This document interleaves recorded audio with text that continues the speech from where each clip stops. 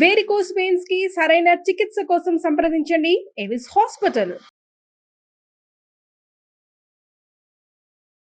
నమస్తే, welcome to Suman TV. నేను మీ Suman TV Usha. 2025 సంవత్సరానికి సంబంధించి 12 రాశుల వారు అసలు ఏ విధంగా ఉండబోతుందో ప్రత్యేకించి అడుగుతూ ఉంటుంటారు. ఎస్పెషల్లీ 12 నెలల్లో కనుక మనం చూస్తే ఏ నెల కలిసి వస్తూ ఉంటుంది, వ్యాపారంలో కావచ్చు, సంతానంలో కావచ్చు, లేదంటే వివాహానికి సంబంధించి కావచ్చు, పెట్టుబడులు పెట్టొచ్చా, సంతానం విషయంలో ఈ టైంలో మేము డెసిషన్ తీసుకోవచ్చా, వివాహానికి సంబంధించి మేము అప్రోచ్ అవ్వచ్చు అని అడుగుతూ ఉంటుంటారు. అండ్ దాంతోపాటు రిలేషన్షిప్ ఎవరైతే భార్యాభర్తలు ఉంటుంటారో మాకు ఏ విధంగా ఉంది, ఒడిదుడుగులు కనిపిస్తూ ఉన్నాయి అని మాట్లాడే వాళ్ళు ఉంటూ ఉంటారు. సో సంవత్సరాంతం ఏ విధంగా ఉండబోతుంది, ఏ విషయాలలో జాగ్రత్తలు వహించాలి, పెట్టుబడులు ఏ నెలలో పెడితే కలిసి వచ్చే అంశాలు ఉన్నాయి అన్న విషయాలపైన మనతో పాటు జంధ్యాల లతా గారు ఉన్నారు. ఆవిడని అడిగి తెలుసుకుందాం. నమస్తే లతా గారు. నమస్తే అమ్మా. 2025 మిథున రాశి వారికి అసలు ఏ విధంగా ఉండబోతుంది అంటారు? ప్రత్యేకించి ఈ సంవత్సరాంతంలో కనుక మనం చూసుకుంటే ఏ ఏ మాసాల్లో కలిసి వచ్చే అంశాలు ఉన్నాయి, ఆరోగ్యం పట్ల, వివాహం పట్ల, సంతానం పట్ల, ఆర్థికం పట్ల ఎక్కువ అడిగేది ఇదే. సో ఏ విధంగా ఉండబోతుంది అంటారు? మెయిన్గా ఈ సంవత్సరం అంతా కూడా మిథున రాశి వారు దేని మీద ఫోకస్ చేస్తారు అనే దాన్ని గమనిద్దాం. ఇప్పుడు ఈ రాశి వారికి మనం చాలా ముఖ్యంగా చెప్పుకోవాల్సినవి 3 విషయాలు ఉన్నాయి. ఒకటి ఏమిటి అని అంటే వారి సంతానం గురించి, రెండోది ఏంటి అని అంటే వివాహం కాని వారు, వివాహ ప్రయత్నాలు చేస్తున్న వారికి అనుకూలత, అలాగే ఎవరైనా లవర్స్ ఉన్నారు వాళ్ళు కూడా పెద్దవాళ్ళని ఒప్పించి పెళ్లి చేసుకోవాలి అనుకుంటున్న వాళ్ళు ఉంటారు కదా, వాళ్ళకి అనుకూలత.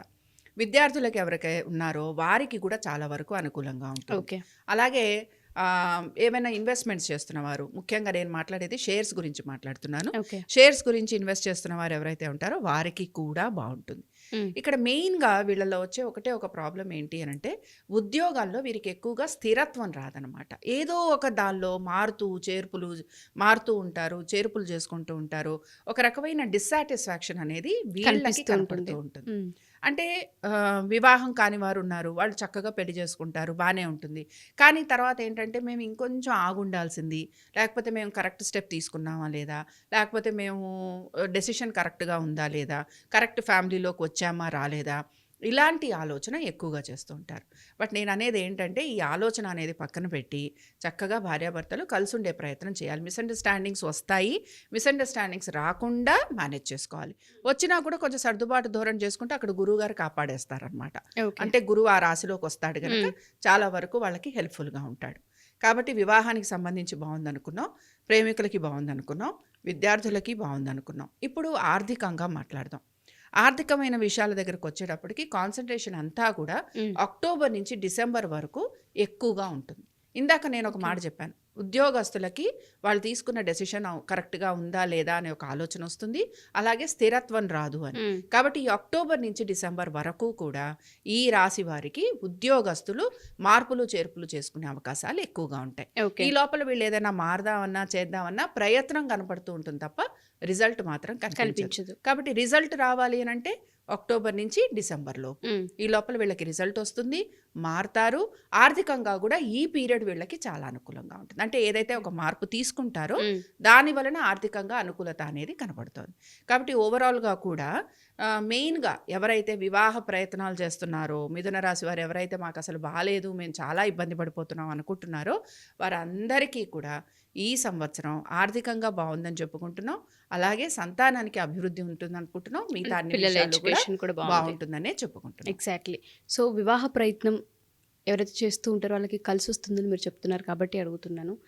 ఈ సంవత్సరం మొత్తంలో ఏ మాసంలో దీనికి సంబంధించిన డెసిషన్ తీసుకుంటే అనుకూలత ఉండే అవకాశం ఉంటుంది అంటారు లతా గారు? వీళ్ళు మే నుంచి ఆల్మోస్ట్ అక్టోబర్ వరకు, మే నుంచి అక్టోబర్ వరకు బాగా కలిసి వచ్చే కాలం. తర్వాత వీళ్ళకి కొంచెం స్లో డౌన్ అవుతుంది అక్టోబర్ నుంచి డిసెంబర్ వరకు. తర్వాత మళ్ళీ డిసెంబర్ నుంచి వీళ్ళకి అనుకూలంగా ఉంటుంది. ఈ లోపల ఏంటంటే ఈ అక్టోబర్ నుంచి డిసెంబర్ వరకు కూడా ఉద్యోగస్తులు ఎవరైతే ఉన్నారో వారు ఎక్కువగా వాళ్ళ ఉద్యోగం మీద ఫోకస్ చేయటం కనపడుతుంది. ఇందాక చెప్పాను కదా, ఉద్యోగంలో మారాలనుకోవటం కానీ, ఆర్థికంగా అనుకూలత కోసం వేరే ఉద్యోగ ప్రయత్నాలు చేయటం కానీ ఇలాంటివి ఉంటాయి. విదేశాలకు వెళ్ళాలనే ప్రయత్నం చేసినా లేకపోతే వీటిల్లో ఏంటంటే కొద్దిగా సమయం పడుతూ ఉంటుంది. మెయిన్గా ఈ సంవత్సరం వీళ్ళు ఫోకస్ చేయాల్సిందంతా కూడా వీళ్ళ ఒక కెరియర్ గురించే. మిథున రాశి వారు మిథున రాశి వాళ్ళు స్పెషల్లీ దీని మీదే ఫోకస్ చేయాలి. ఇంకా దేని గురించి వీళ్ళు పట్టించుకోక్కర్లేదు. వీళ్ళు కనుక మిథున రాశి వాళ్ళు కెరియర్ మీద ఫోకస్ చేస్తే ఆటోమేటిక్గా వాళ్ళందరికీ కూడా థింగ్స్ అనేవి ముందుకు వెళ్ళిపోతాయి. 2025 కర్కాటక రాశి వారికి అసలు ఏ విధంగా ఉండబోతుంది అంటారు? ఎస్పెషల్లీ సంవత్సరాంతంలో కనుక మనం చూసుకుంటే వీళ్ళు ఏ విషయాలు అయితే సఫర్ అవుతూ ఉన్నారో ఈ సంవత్సరం కలిసి వచ్చే అంశాలు ఉన్నాయా?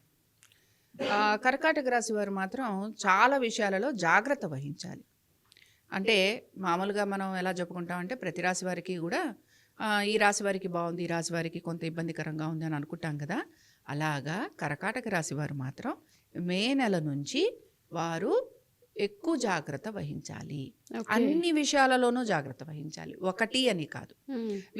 వీళ్ళకి మంచిగా కలిసి వచ్చే నెలలు మనం మాట్లాడదాం. అక్టోబర్ నుంచి డిసెంబర్ వరకు కలిసి వస్తుంది. Only 2 months. మిగతా టైం అంతా కూడా వాళ్ళు ఒక రకమైన స్ట్రగుల్లో ఉంటారనమాట. స్ట్రగుల్ అంటే ఏంటి అన్న మాట వస్తుంది కనుక, ఒకటి ఇప్పుడు మనం పిల్లల దగ్గరికి వెళ్ళి ఉందాము అని అనుకున్నారు పెద్దవాళ్ళు, సీనియర్ సిటిజన్స్. వాళ్ళు ఏంటంటే వాళ్ళకి స్థానచలనం ఉంటుంది కనుక వాళ్ళు కష్టపడి ఈ కంఫర్ట్ జోన్ వదిలేసి ఇంకొంచెం అన్కంఫర్టబుల్ జోన్కి వెళ్తూ ఉంటారు. అప్పుడు ఏమవుతుంది చెప్పండి, వాళ్ళు అక్కడికి వెళ్ళి వాళ్ళు ఉండగలగాలి. అంటే అదొక రకమైన వాళ్ళకి డిస్కంఫర్టే కదా. కాబట్టి అలాంటిది ఒక సిచ్యువేషను. అంటే అబ్బా మా ఇంట్లో మేము సుఖంగా ఉన్నాం, ఎక్కడికో వచ్చి పిల్లలే అయినా కూడా వచ్చి ఇక్కడ మేము ఇబ్బంది పడుతున్నాము అన్న ఒక ఆలోచన వాళ్ళలో కలుగుతూ ఉంటుంది.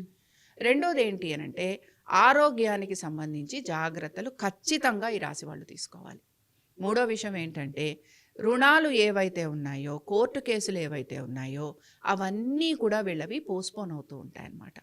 ఏది కూడా అంత ఇంకేముందండి ఇవాళ రేపో ఈ పని అయిపోతుంది అన్న విషయాలు కూడా దీర్ఘకాలికంగా పోస్ట్పోన్ అవుతూ ఉంటాయి. ముఖ్యంగా కోర్టు కేసులు ఇలాంటివి అనమాట. ఏవైనా సరే లిటిగేషన్స్లో ఉన్నాము, కోర్టు కేసుల్లో ఉన్నాము, పోలీసులతో ఏదైనా ప్రాబ్లం వచ్చింది మనకి, లేకపోతే ఎవరితో అయినా మనం గొడవ పడుతున్నాము, ఇంకేముందండి ఈ ప్రాబ్లం సాల్వ్ అయిపోతుంది, ఇంకా మాకు చేతికి వచ్చేస్తాయి పేపర్లు అనుకున్నవి కూడా ఆలస్యం అవుతూ ఉంటాయి. అందుకని కర్కాటక రాశి వారు మాత్రం ఇలాంటివి జరిగేందుకు అవకాశాలు ఉన్నాయి కనుక ఇప్పటి నుంచే వీళ్ళు దాని గురించి ముందరే సాల్వ్ చేసుకునేందుకు ప్రయత్నం చేయాలి. ఇప్పుడు మనం చెప్తున్నది ఎందుకు అని అంటే ఈ ప్రాబ్లమ్స్ మీకు కంటిన్యూ అవ్వబోతున్నాయి. ఆల్రెడీ ఈ ప్రాబ్లమ్స్ ఎగ్జిస్టింగ్ ఉంటాయి వీళ్ళకి.